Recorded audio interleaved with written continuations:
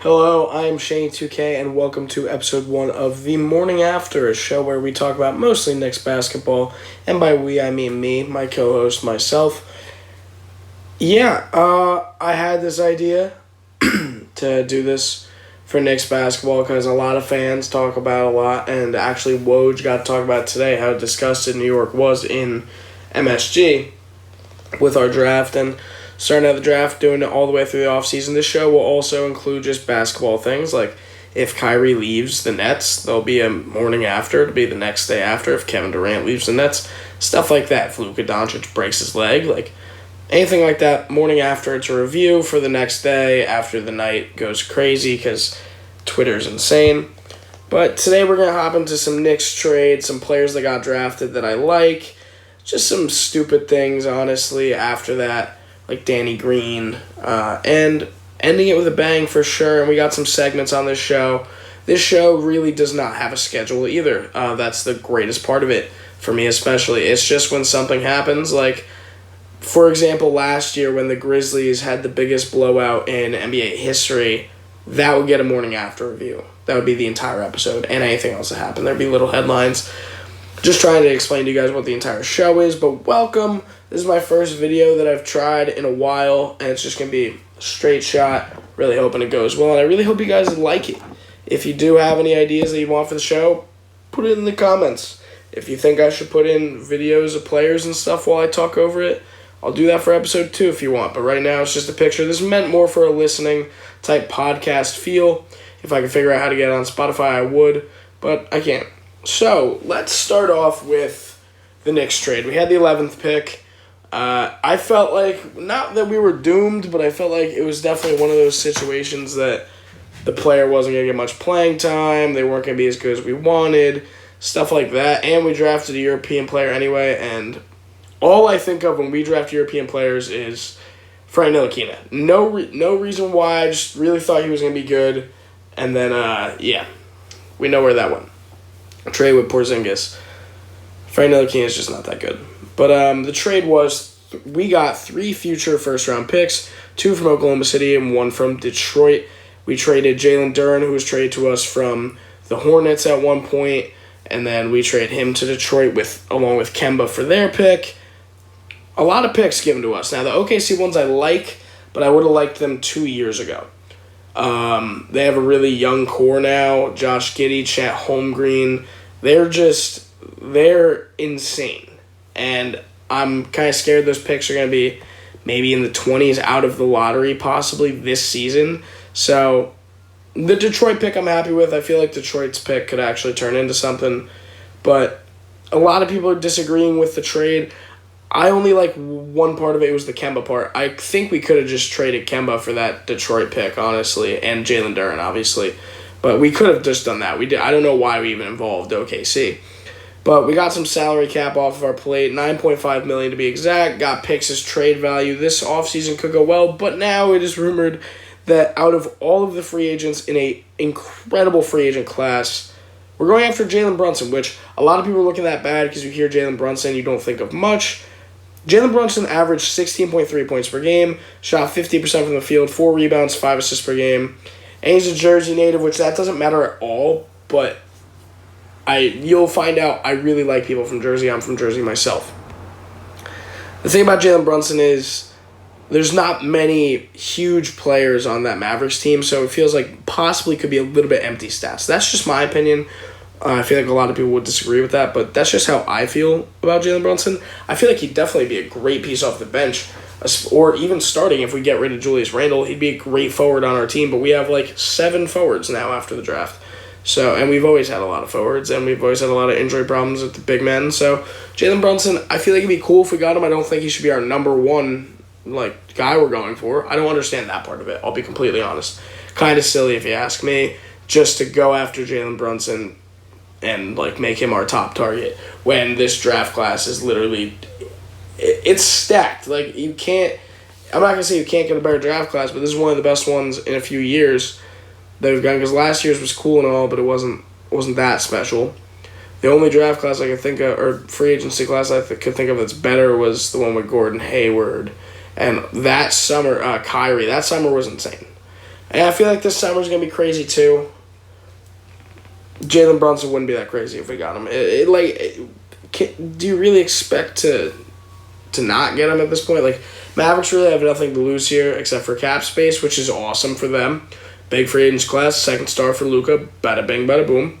And I'd be fine with us getting Jalen Brunson, but I feel like trading the 11th pick was stupid. I feel like we could have gotten somebody. But we did get Trevor Keels. Now, Trevor Keels, he was late in the draft. I'm not going to go over his stats and stuff, but he is a good player. He kind of slipped past a lot of people from what I'm hearing. And also, he played at Duke, which that's our third player from Duke on our roster, which I think is kind of cool because Coach K just retired. So it's really like the last bunch of guys that played for Coach K. And who knows if we get Zion one day, we'd have four. But like Cam Reddish, RJ Barrett, now Trevor Keels joins the squad. It's really cool. I do like Duke players on this team. I think RJ is easily our best player, even though it should be Randall after last season. I want to get into that 187 video, just the catastrophic fall of Randall, but not right now. Cam Reddish should be, hopefully getting minutes this season. It'd be awesome. But now a little bit away from the Knicks. Back into New Jersey. Another New Jersey native. Ron Harper Jr. is a Raptor. Now, if you didn't know, I am born, not really raised, but my hometown is Paterson, New Jersey. Ron Harper Jr. is also from Paterson, New Jersey, which is awesome. His dad won 5 NBA championships in the NBA. Not really talked about as much as he should be, but Ron Harper Jr. was signed as an undrafted free agent. He averaged 15.8 points per game, 44% from the field, 40% from three, 6 rebounds and 2 assists in his senior season. He's 6'8", 245 pounds, and if you remember, one of the craziest games of the tournament was the prelims of the tournament. I think it's the round of 4 or whatever it's called, the round of 8. It's right before the tournament, and it was Rutgers versus Notre Dame, double overtime, and as the clock hit midnight, Notre Dame started to win in double overtime, which was St. Patrick's Day. It was a crazy game. He had 22 points in their double overtime loss. Didn't get to play in any March Madness games his whole career because of COVID. But he's a solid player. I wrote an entire article about why Ron Harper Jr. could be the second coming of his father. Good job by Toronto. I feel like he's really going to fit in Toronto.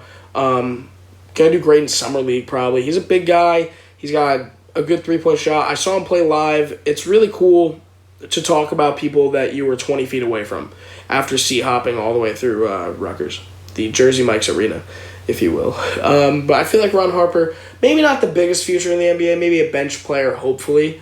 But I wanted to talk about Ron Harper because I really do feel like he has a future here. Toronto is a really good franchise with building up young players, especially from late in the draft or undrafted free agents. So I really like that they got him. But let's get into some people that are a little bit questionable. You can't not talk about these guys, but I'm going to put them in two. Scottie Pippen signed by the Lakers. Oh, you heard that right. I just dropped the junior. Scottie Pippen Jr. signed by the Lakers, undrafted free agent. Now, this one makes a little bit of sense. I think Scottie Pippen Jr. was definitely going to get signed by somebody, and the Lakers really are just going for descendants of old players. If you don't know, his dad was Scottie Pippen, who won 6 championships with Michael Jordan. At Vanderbilt, he averaged 20.4 points per game, 2 steals per game, which is one of my favorite stats by him. There's not much to say here. The Lakers always go after, I feel like, very popular people in free agency and undrafted free agents and even late in the draft. Like Mac McClung last year, they didn't get him because of how good he was. They got him because it's a white boy that can dunk, replacing Caruso. Now he's doing amazing things on the Bulls with Caruso. That's kind of funny. But I don't see Scottie Pippen having a future in the lineup of the Lakers, especially with their win-now mentality. I don't think they're going to try and develop Scottie Pippen Jr. that much. I could see him going to a weird team like the Kings or even the Hornets and developing there. Hopefully not the Kings. They're kind of a black hole of the NBA. But also, signed by the Lakers, Shaquille ONeal. Now, 20.4 points per game by Scottie Pippen Jr. That sounds convincing. Not really in that tough of a conference. The thing about Sharif is he played at LSU, averaged not even 3 points a game, 2.9 points per game. But he did overcome a heart condition. I know he's been working through that for the past 3 years, so I'm not going to flack him too much for that. But let's be completely honest. Let's just get it out there. He was only chosen, he was only signed because he is Shaquille O'Neal's son. Shaquille O'Neal won championships with the Lakers.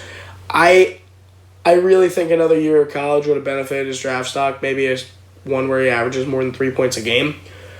I just don't fully get it. The Scottie Pippen one, all right, fine.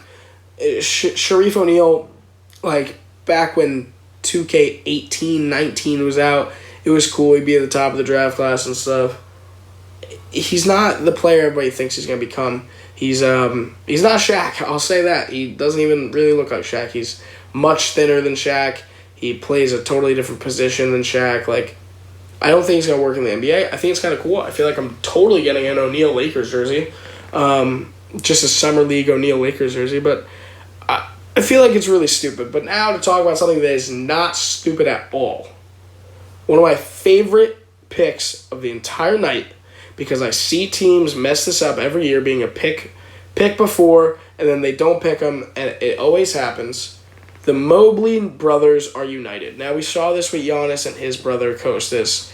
That was cool. Could have gotten a third brother there, because now there's 4 Antetokounmpos. Well, kind of in the league. There's 3 of them that are really on teams, but then there's Alex. That's the cool part. Alex was on the Kings, I believe. But now Isaiah and Evan Mobley are on the same team, and Evan Mobley just won Rookie of the Year. 49th pick, really late in the draft. Don't know how he slipped by so many people. He's the older brother of Evan Mobley, and he made a huge jump his junior year. 14.2 rebounds per game, a block per game, 3.3 assists per game, 8.3 rebounds a game. He had a career-high year in shooting with everything except for his 3. I feel like he's going to be a great bench piece. He's going to have a crazy summer league this year. And he stacks up to his brother. They're about the same height, same weight, play similar. Like, this was great. And also, it keeps Evan Mobley definitely in Cleveland. Now, I'm not saying Evan Mobley wants to leave Cleveland, but think about it. You just gave him his brother on every road game, every home game. He's going to probably move in with him because they're still... Evan Mobley's on his sophomore year contract, so I don't see the problem with this. I see a lot of teams skip out on this opportunity when you realize brothers playing on the same team, like the Morris twins, the Antetokounmpos who won a championship together. And I'm not going to say it changes much because that second brother usually isn't that good, but just imagine you saw Alonzo and LiAngelo playing on the same team, or Alonzo and LaMelo playing on the same team, vice versa. Think about it. And also, having 2 Mobley jerseys is kind of cool. It doesn't really impact much, but it's kind of cool to see Mobley and Mobley on the same court. And I really don't expect a crazy amount from Isaiah Mobley's NBA career. I mean, it's always fun to see, like, these 40s guys. Like, I love seeing one of them will come out of every, 5 draft classes as all right. And then there's, the rare, 50s and 60s, like Isaiah Thomas will come out of nowhere. But I really like this pick at 49, especially. They got him really late in their last pick. Or they had one more after that. It was Khalifa after that. The Cleveland Cavaliers might have had one of the best draft nights out of every team. They always draft really good. They always draft people with the weirdest names. But it worked. And I'm really happy with this pick. Now, let's talk about Danny Green. I wanted to pick the most random thing I saw happening during the draft night. He's going to Memphis. Does this impact Memphis at all? Not really, except now he gets to play on Christmas. Does this impact the Sixers much? Yeah, a little. Like a tiny bit, but not that much. I don't really see why this was even a headline for 2 minutes. Danny Green's kind of past his prime, He won 2 championships, or multiple with the Spurs and stuff, but it's cool, but also, Danny Green's past prime. It feels like when Iggy went to Memphis. I feel like he's going to be back with the Sixers or the Lakers or a different team not too long. Memphis isn't really the place for old heads to go right now. They really have a young core, John Morant and others, and it's just I understand you're trading probably to get some salary cap out of the way and stuff like that, but I mean, who cares? Kemba Walker buyout with Detroit. Here's how I feel about that. I feel like Kemba Walker actually should have stayed in Detroit because he's at that point in his career. We saw it on the Knicks this season where he's just not the same. He's not cardiac Kemba anymore. He's more like cardio Kemba. He's on the Stairmaster at Planet Fitness. But Kemba Walker really would have helped with the development of young players like Cade, and really would have looked good in a Pistons jersey, and probably would have got playing time and gotten to develop the young guys. And yeah, he wouldn't have won a championship. I don't feel like Kemba's really chasing a ring or chasing a Hall of Fame speech. But where I would like to see Kemba, honestly, Brooklyn. They're going to need a point guard if Kyrie leaves, which we'll get into. He's going to be cheap this offseason, hopefully, unless he's stupid. But Kemba in Brooklyn would be pretty cool. Another team I can see him going to, the Hornets. Back to the Hornets. I mean, you can't hate on that at all. Just kind of to end it with the Hornets, he's their all-time leading scorer, helps LaMelo. Another team, maybe the Lakers, if they get him on a cheap deal, or try and maybe a sign trade Westbrook to Detroit, which would be really cool. Because I would just love to see Westbrook in a Detroit jersey with Detroit yelling at him. But there's a lot of teams I see him going to. The Clippers as a backup. He could really fit on most 30 NBA teams. He could even fit on Golden State if he took a league minimum, or a vet minimum. But Kemba Walker, not going to play with Detroit. Not going to play with the Knicks next season. That's 28 teams, and I could really see him going to most of them. He's still a good point guard. He's a veteran. I love Kemba. You didn't do dick for the Knicks this year, but I do love Kemba. So to end the first episode of The Morning After, I'm here with a special guest. This will be a segment, each of them, if I can get somebody on a call. This is my good friend, Jacob Pepper. Jacob, say hi. What's going on? So the thought of this is, because it's a Knicks review type thing, it's any fan that isn't a Knicks fan. So Jacob and me went to high school together. He is a huge 76ers fan and Philly all around. Don't really like him for that. But we are going to talk about the entire Kyrie situation and end this with a bang. Now, Kyrie is considering leaving the Nets and wants to do a sign-and trade, and he listed some teams. Now, this would be Kyrie's fourth team. How do you feel about just Kyrie leaving the Nets in general? Yeah, I think it's going to really be the start to the downfall for the Nets, and could be a long few years once these superstars start getting out of there. Yeah, I feel like it's funny that just like in 2016, 2017, even 2018, they were the worst team in the league, and it took like D'Angelo Russell to get them back to the playoffs, and now they have Kevin Durant, one of the greatest players on the face of the earth. He's up there, like, active. Kyrie Irving, one of the greatest point guards on the face of the earth. And they could lose both of them in one offseason. I don't really want to talk about KD, but the thing is, we talked before we were going through, like, what team do we want to talk about that we could see Kyrie going to, but I thought it'd be better to just include the whole list that Woj listed. So the tweet from Woj is, ESPN sources, if Kyrie Irving can't reach an agreement to stay with Brooklyn, he has a list of teams he'd like to consider on sign-in trades, including the Lakers, Clippers, Knicks, Heat, Mavericks, and 76ers. None of those teams have cap space to sign him without the Nets' help. Those are teams who Kyrie Irving is interested in, but he is not necessarily a priority for all of them, sources said. So we'll start with the Lakers. Automatically, you just think LeBron and Kyrie are back together. That was kind of my beginning of basketball in 2016. The first year I watched basketball was the 3-1. That was the finals, the 3-1 comeback, and Kyrie's big shot and stuff. So, how would you feel about just a reunion between LeBron and Kyrie? I mean, I think I speak for almost everyone who would not love to see that again. I think it would be sick. I doubt that would happen, and if I'm Kyrie, I probably wouldn't want to, be under the shadow of LeBron again, even though he is getting older. And Kyrie would honestly maybe be doing more than LeBron at this point.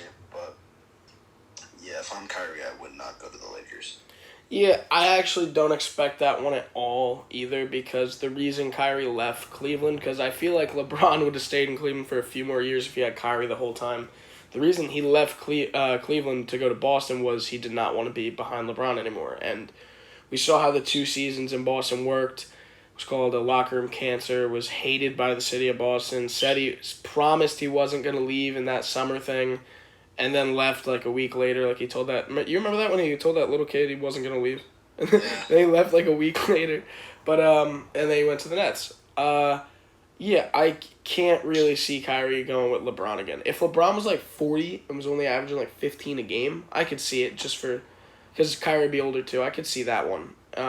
But the thought of like a Russell Westbrook pick and other things to trade for Kyrie, it'd be great to get Russ off that team. But I first of all doubt the Nets would do it. I don't think Ben Simmons, Russell Westbrook, and if Kevin Durant can somehow stay as the team you want. But especially if KD leaves, I don't think you want Ben Simmons and Russell Westbrook just sitting there. That sounds disgusting, to be honest. Yeah, and it's funny to bring up Ben Simmons because I know you hate him. The next team is the Clippers. We talked about this. I really love this one. Just to think if they could somehow keep the big three, what would be a big three of Kyrie, Paul George, and Kawhi Leonard's coming back next season. So what are your thoughts about Kyrie to Lob City? I think that would be really, really, really cool. And honestly, like you said, they could keep all three. They're all such different players. They're all such totally different players that could all do so much for a team in so many different ways. I think that could be a great compliment for both of them. That'd be really cool.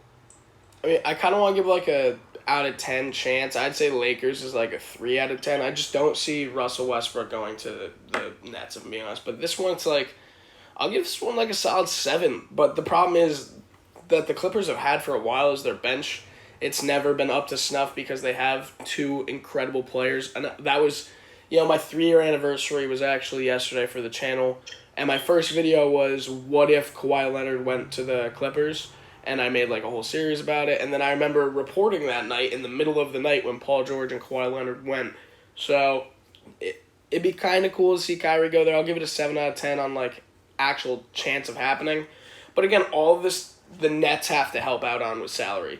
It'd be more realistic for him to go to a team that has a ton of salary cap that isn't good. And I don't know if he has no trade clause, but it'd be kind of weird to see Kyrie in like a Thunder jersey. But the next team on here is the New York Knicks. I'll already say it's 0 out of 10. It's not gonna happen.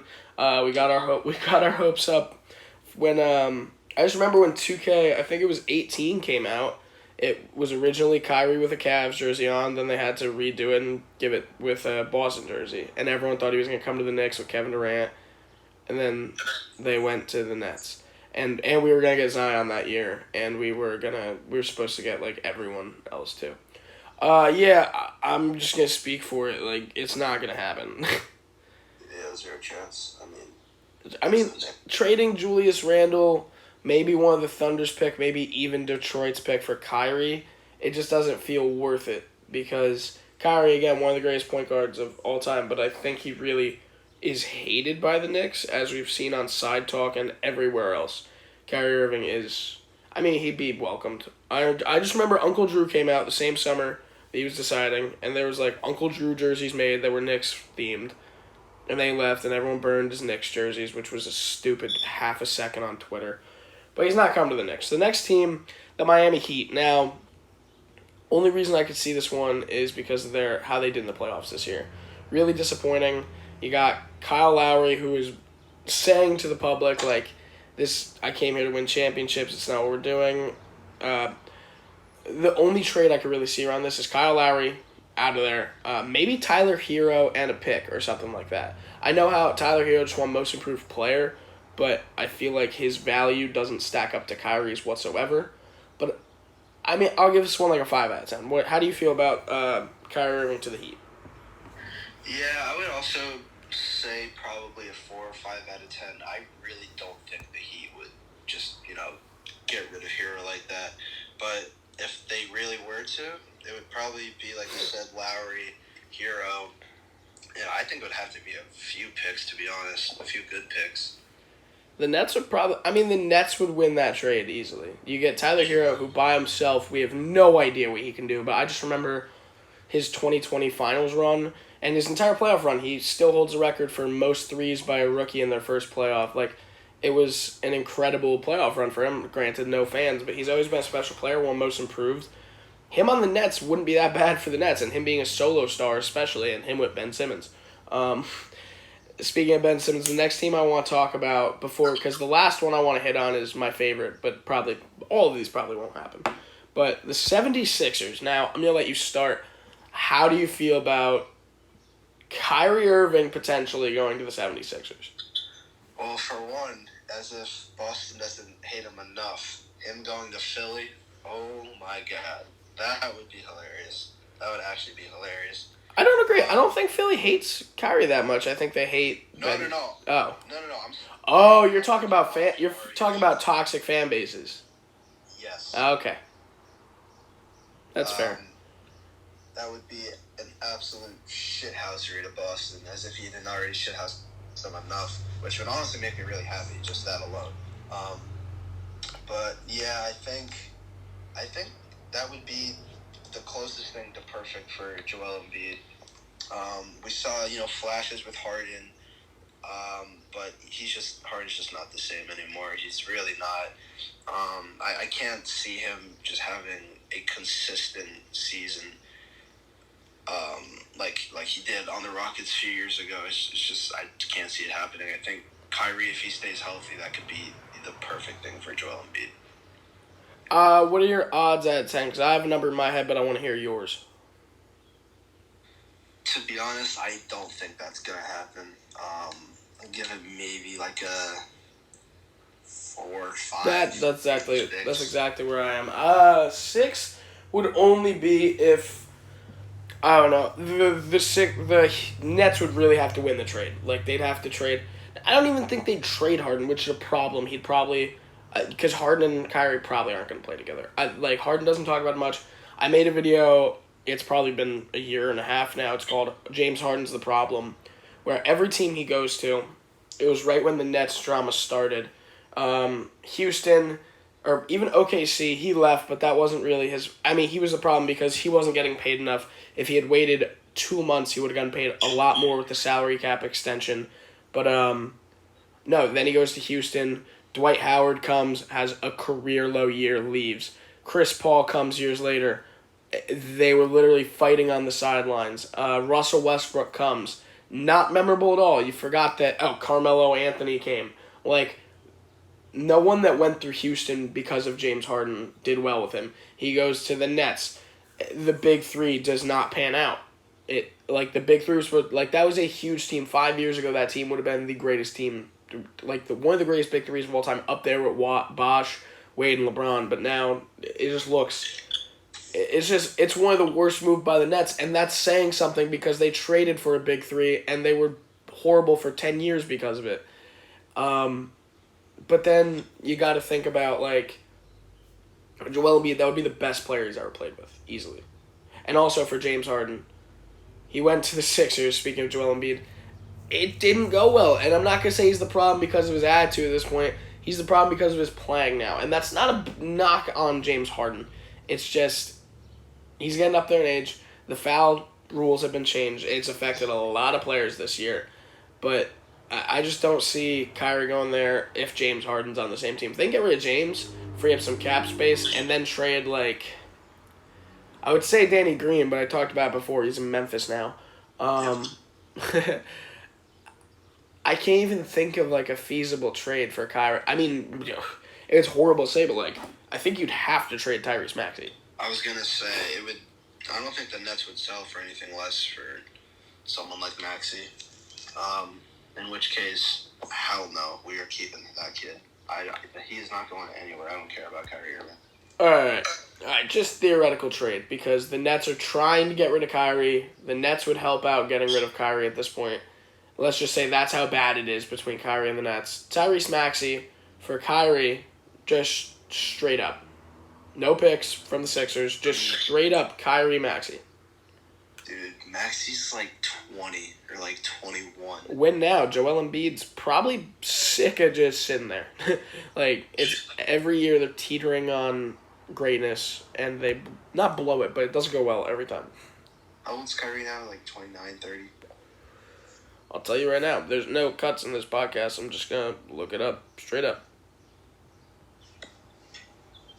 Kyrie Irving is 30 years old. 30. Australian born. Was he? I didn't even know that. Yeah. Another player. Him and Ben Simmons just don't play for Australia's team. That'd be interesting. But No, but it's not going to happen. The Tyrese Maxey thing wouldn't happen. I don't think the Sixers do it, and if the Nets could pull it off, they might win that trade. Because Kyrie's probably not playing for the Nets next year. I'm not going to say that they're going to lose many trades because they're losing Kyrie Irving. Like, he's just going to opt out. We saw him do it with 40 games because he didn't want to get the vaccine.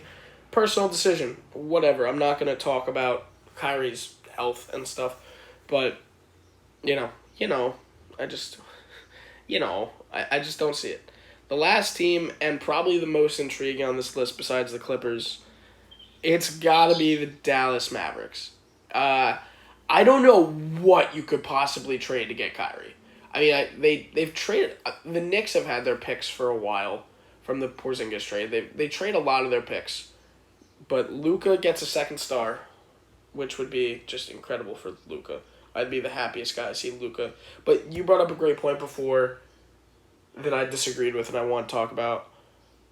It was about Kyrie being the kind of playmaker on the team. And Luka does that and has done that at every level of basketball, whether it be overseas when he was like 14 and then he was the youngest player in an NBA game. And if he scored, he would have been the youngest player to ever score an NBA point in the like weird preseason game where they play one overseas team. Like, he's always been the playmaker on any team he's played on, especially the Mavericks. So, I mean, do you think Kyrie and Luka could possibly work? I think it could work, and I think it'd be really fun to watch. But I don't think that's the way to get the best out of either of them. Like, I was saying before, they are the playmaker. They have to be the playmaker of their team. So, yeah, like, I think they'd be good together, but I don't think they're going to be the best version of themselves if they play together. So, the only reason I disagree is because Kyrie comes into the league, drafted by Cleveland, injured his first season, but then LeBron comes. So, Kyrie, playmaker, but he's young still. But, playmaker. And LeBron, the second greatest basketball player of all time, in my opinion, and most. There's no debating that he's top 2. It's just, it worked. Like, Kyrie, yeah, he was still getting his footing in the NBA, but they won a championship. They played in 3 finals together. Like, it worked. And then he goes to the Celtics, and I'll get back to the Celtics, but then he goes to the Nets. He plays with, not his first season. His first season didn't go well. Didn't play in the playoffs. That was the bubble season. And then KD comes back. They played with each other for 2 years. One of the greatest players on the face of the earth right now, Kevin Durant, and James Harden. 2 players that really... I mean, Kevin Durant, I can't even say that, because in OKC, he had Russell Westbrook in his prime, so Russ was the playmaker there. In Golden State, he barely had to lift a finger. And then the Nets, so KD's never really been the playmaker to an extent. So, but then you got James Harden. He's the playmaker on every team he's gone to. So, it worked. It kind of worked there. Like, their stats worked there. They had good stats in Brooklyn. So, I mean, Luka is a generational player. We've never seen 2 kind of guard-type players of that caliber team up together. So, I mean, I could see it really working, but I also agree with you on the points you said. So, reality scale... I mean, I can't see a trade for this even possibly going through. I don't know what the Mavericks have to give, if that makes sense. Jalen Brunson. I think the only thing that the Nets would want to get from the Mavericks is Luka. That's not... come on. Don't be silly. I mean, yeah, you trade KD and Kyrie for Luka. I'm still not looking at it. Like, no, absolutely not. I just think it's funny that one All-Star game, there was that video of Katie and Kyrie talking, and they were talking about this summer, new team, like there's few words picked out of it, has now turned into this. But reality scale, probably a 3. All of these are really low except for, like, if the Clippers figure it out, Kyrie to the Clippers, and then you have the Battle of LA, which I don't think the Lakers have won in the regular season since LeBron got there, because they were horrible the first season, then Kawhi came there. That would be the worst thing for LeBron, to have to play Kyrie 4 times a year, all in Staples Center, in the same conference. Like, I feel like that would be Kyrie's best revenge. But, I mean, honestly, Kyrie to the Celtics. Let's go. I'd be happy. But, Jacob, I really want to thank you for coming on the call. If there's anything you want to say to end it, it's up to you. I'm giving you 30 seconds. Trust the process. I hate you. Jacob's actually going to Purdue soon, so if Kyrie somehow ends up in Purdue, Jacob will be there ready to watch. Jacob, thanks again. That's going to be the end of the show. I hope you guys enjoy. I want to end it with a phone call every time from not a random fan, but a fan of a random team. Jacob was our 76ers fan. But if you guys enjoyed, leave a like, leave a comment on what you think I did good. If you really didn't enjoy this and you for some reason watched the 35-minute episode, comment what I can do better. Anything. I'll listen. But that's all, guys. I'm back on the grind. I love you guys. Everybody have a great rest of your day. This is the morning after with Shane Dunn. Peace out.